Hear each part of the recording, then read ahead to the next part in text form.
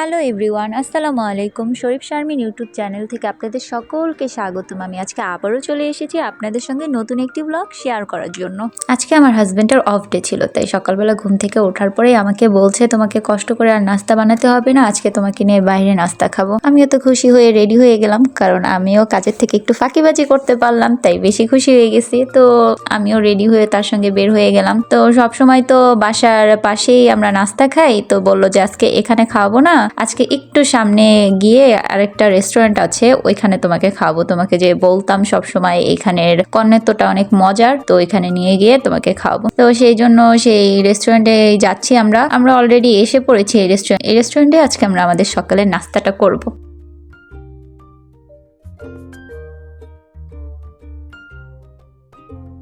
আজকে বাইরে বের হওয়ার পর চারপাশটাই খেয়াল করলাম, খুব সুন্দরভাবে সাজানো হয়েছে। কারণ হচ্ছে সামনে ক্রিসমাস ডে, এই জন্য চারপাশ খুব সুন্দরভাবে সাজানো হয়েছে। আমরা এই যে এখানে চলে আসছি, এখন আমরা এখানে নাস্তা খাবো। আমার হাজবেন্ড বলছে তুমি কি খাবা, দেখছো এখানে কত মানুষের ভিড় থাকে সকাল সকাল। আমরা আসলে একটু দেরি করে আসছি, তো সকাল সকাল অনেক বিক্রি হয়ে যায় কর্নেতো, তো যা আছে তাই খেতে হবে। তো বলছে যে ভাগ্য ভালো এখনো কিছু আছে, তুমি কোনটা খাবা বলো। পরে আমি বললাম আমি তো জানি না কোনটা বেশি মজা হবে, তুমি যেহেতু সবসময় খাও তো তুমি একটা চয়েস করে দাও। পরে ও আমাকে বললো এখানে একটা বাদামের কর্নেতো আছে, এটা খুব মজা, এটা তুমি ট্রাই করতে পারো। পরে বললাম ওকে তাহলে আমাকে এটা দাও। তো আমার জন্য বাদামের কর্নেতো নিলাম। আমার হাজবেন্ডও একটা কর্নেতো নিয়েছে, ওইটাও বাদাম কিন্তু ভিতরে অ্যাপেল চাট আছে। আর এরপরে আমাদের সঙ্গে ছিল সূচনা ভাবি আর ছিল ওরহান সোনা। তো ওরা কি খাবে, ওদেরকে জিজ্ঞেস করলাম, ওরা ডোনাট খাবে, তো ওদের জন্য ডোনাট নেওয়া হলো। আর আমরা কাফেও নিয়েছি সাথে।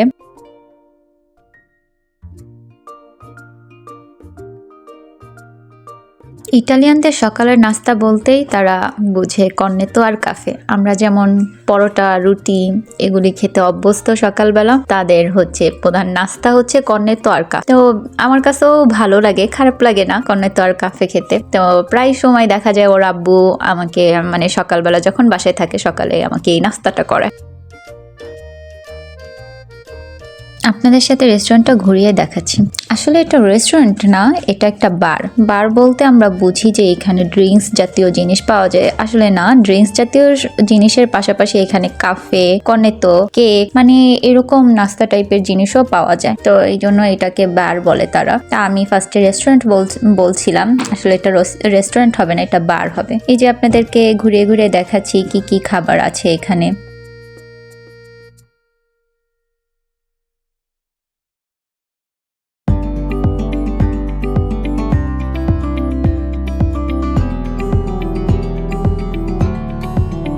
এই যে এটা হচ্ছে আমার নাস্তা, এই কর্নেতোটা আজকে আমি ট্রাই করব। আর সাথে এই যে আমার কাফে ছিল, আর এইখানে পাশে ছিল ওরহানের বোম্বা, যেটা আর কি ডোনাট। তো আমরা নাস্তা শেষ করে এখন বাসার দিকে রওনা দিতে যাচ্ছি। যেই তো ওরহান বলল বাসায় যাবে না, সে একটু পার্কে খেলাধুলা করবে। আজকে আবার একটু ওয়েদারটা ভালো ছিল, বাইরে অনেক রোদ উঠেছিল। তখন তার বাবা বলল আচ্ছা ঠিক আছে, ওরে একটু আজকে পার্কে খেলতে নিয়ে যায়। পরে ওর বাবা ওর সঙ্গে কিছুক্ষণ পার্কে এখানে আসছে, খেলা করতেছে। এখানে ওরহানকে দেখলেন ও ঘোড়ায় রাইডিং করছে, কি বলে এটাকে, যাই হোক এই ঘোড়ায় চড়ে ঘোড়ায় খেলতেছে। আমি আশপাশটা ঘুরিয়ে দেখাচ্ছিলাম পার্কটা কেমন দেখতে। এটা আমাদের বাসার কাছেই। এখানে ওর আব্বু ওর দাদা দাদুর সঙ্গে কথা বলছে আর দেখাচ্ছে এই যে দেখো তোমাদের আদরের নাতি কিভাবে খেলা করছে পার্কে। এরপর সে কিছু কবুতর দেখতে পেল, কবুতর দেখে তো সে মহা খুশি হয়ে গেছে। এখন কবুতর ধরে নিয়ে বাসায় যাবে। এখন সে কবুতরের পিছনে দৌড়াচ্ছে।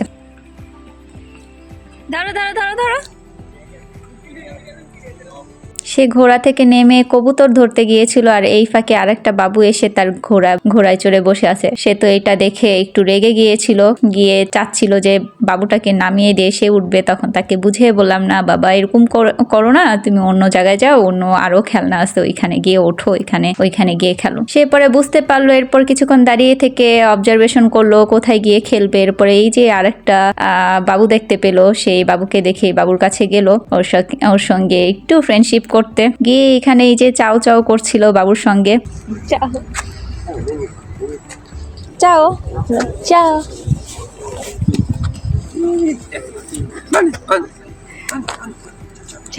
চাও চাও握握手，握握手，握握手，手怎么握？就握握手。এখানে ওরহান সোনা ঠিকই এই বাবুটার সঙ্গে বন্ধুত্ব করতে আসছিল, বাট তার মনে একটু দুষ্টুমি ছিল। সে চাচ্ছিল বাবুর হাতে ওই যে কি যেন দেখতে পেয়েছে, চকলেট টাইপের হবে বা কিছু, সে এটা বাবুর থেকে নিতে চাচ্ছিল, এই জন্য তার সঙ্গে বন্ধুত্ব করলো। কিন্তু দেখছে বন্ধুত্ব করে লাভ নেই, সে এটা নিতে পারছে না। তাই সে এখন চিন্তা ভাবনা করছে এটা কিভাবে তার থেকে নিয়ে সে দৌড়িয়ে চলে যেতে পারবে। তো এই দুষ্টুমি সে মনে মনে ফন্দি পাচ্ছিল। তো আমি সেটা কিছুটা বুঝতে পারছিলাম। তখন আমি তার বাবাকে ইশারা দিয়ে ডাকছিলাম যে এখানে আসো, ওকে নিয়ে যাও, ওর মনে দুষ্টুমি চলতেছে। এই যে দেখেন ও কিভাবে বাবুটার থেকে এটা নিয়ে দৌড় দিতে চাচ্ছে। নো, ওই যে এই যে তুমি নিয়ে আসো, বাবার থেকে নিয়ে আসো, বাবার থেকে নিয়ে আসো, দো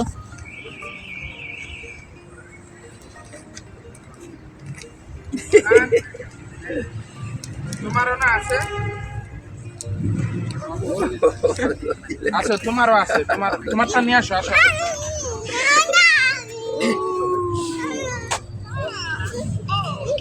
তারপরে এই যে এখন তার বাবা চলে আসছে তাকে এটার থেকে মন ঘুরিয়ে নেওয়ার জন্য। এরপর তাকে এই যে দোলনায় উঠিয়ে দিয়েছে। এরপর সে ভুলে যাবে, তার কিন্তু পকেট ভর্তি চকলেট। এরপরও এই চকলেট দেখে তার কাছে আকৃষ্ট হয়েছে বেশি, চকলেটের কালার দেখে প্যাকেজিং এ, এই জন্য সে দৌড়িয়ে চলে আসছে, এই চকলেটটা তার লাগে। এরপরে তার বাবা এসে তাকে ভুলিয়ে দিয়েছে এই দোলনায় উঠিয়ে। তো এখন বাবার সঙ্গে দোলনায় চড়ে দোল খাচ্ছে।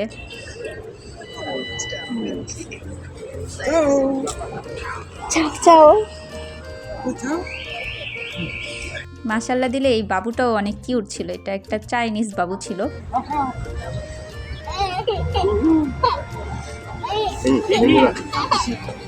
Ok?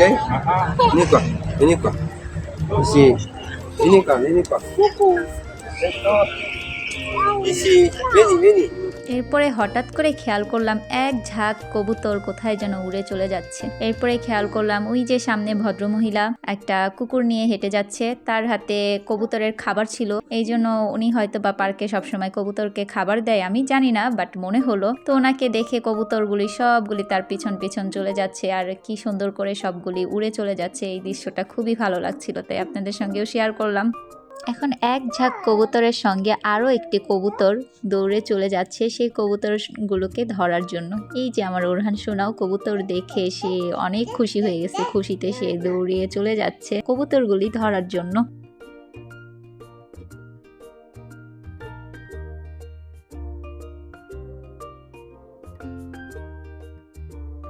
এই যে কবুতরগুলো দেখতে পাচ্ছেন, এই মহিলাটা যেই দিকেই যাচ্ছে কবুতরগুলো এই মহিলার সঙ্গে সঙ্গে যাচ্ছে। এরপরে ওরহানের বাবা বলল যে আমি ওরহানের জন্য সাইকেল নিয়ে আসি বাসা থেকে, ও সাইকেল চালালে ওর কাছে ভালো লাগবে। তো ওর বাবা গিয়ে সাইকেল নিয়ে আসছে। তো এই যে এখন সাইকেল নিয়ে আসে, সে সাইকেল চালাচ্ছে। বাট সাইকেল তো চালাচ্ছে, যখন দেখছে পার্কের ময়লাগুলি তার সাইকেলের চাকায় আটকে যাচ্ছে, সে হাত দিয়ে ঝেড়ে এটা পরিষ্কার করার চেষ্টা করছে। তাকে পরে বুঝালাম, বাবা তোমার পরিষ্কার করতে হবে না, তুমি এখন সাইকেল চালাও, আম্মু বাসায় গিয়ে তোমাকে এটা পরিষ্কার করে দিব। আপনারা হয়তো খেয়াল করতে পারছেন আমার ভয়েসের সঙ্গে একজন কণ্ঠশিল্পীর সুর ভেসে আসছে। সে আর কেউ নয়, আমাদের ঘরের কণ্ঠশিল্পী ওরহান সোনা। আমাদের ঘরে যেহেতু এই কণ্ঠশিল্পী ওরহান সোনা রয়েছে, তাহলে আপনারা প্রায় এই ভয়েসটা আপনারা শুনতে পাবেন। সো এটা আপনারা ইগনোর করবেন, এটা আপনারা বুঝতেই পারেন, ঘরে ছোট বেবি থাকলে যা হয় আর কি। যাই হোক, এরপর ওরহান বেশ কিছুক্ষণ সাইকেল চালালো। সাইকেল চালানোর পরে আমরা কিছুক্ষণ পরে বাসায় চলে যাব। তো আজকের ব্লগ এই পর্যন্তই ছিল। আপনারা যে যেখানে আছেন ভালো থাকবেন, সুস্থ থাকবেন এবং আমাদের সকলের জন্য অনেক দোয়া করবেন। আর আমার ছেলেকে অবশ্যই মাশাআল্লাহ বলে যাবেন। আর একটা কথা, আমার চ্যানেলটিকে অবশ্যই সাবস্ক্রাইব, লাইক, কমেন্টস করতে ভুলবেন না। আল্লাহ হাফেজ।